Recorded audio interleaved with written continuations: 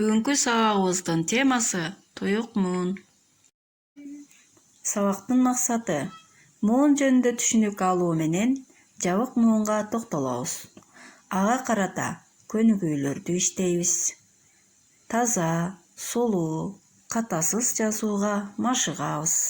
Баарыңарга ийгилик каалайм. Сабакка даяр болсок, анда бүгүнкү жаңы сабагыбызды баштайлы.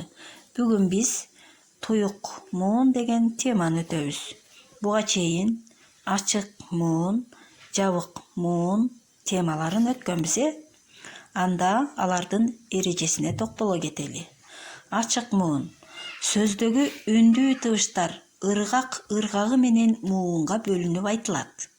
Жалаң үндүү тыбыштан турган же үндүү тыбыш менен аяктаган муун ачык муун болот. Мисалы: тоо, улуу, киши.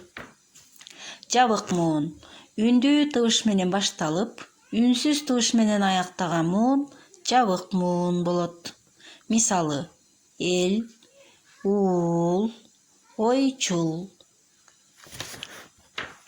Туюк муун үнсүз тыбыш менен башталып, үнсүз тыбыш менен аяктаган муун туюк муун болот экен балдар. Мисалы: биз сыймык. Балдар, эрежелерди эсибизге тутуп алдык. Эми көнүгүүлөрдү иштейли. Китебиңердин 46-бетиндеги 137 көнүгүүнү карагыла. Жогорудагы текстти окуп чыгып, туюк муундагы сөздөрдү таап, дептериңерге көчүрүп жазгыла. Мисалы: мындай, кылымдар, бир, жаралат деген сөздөр бар экен. Дагы сөздөр бар, аларды дагы улап, таап, көчүрүп жазгыла. Азаматсыңар балдар. Анда эмесе кийинки көнүгүүгө өтөлү.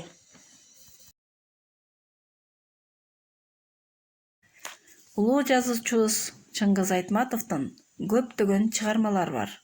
Алардын кээ бирөөнү атап кетсем: Түнкү сугат, Асма көпүрө, Бетме бет, Тоолор кулаган.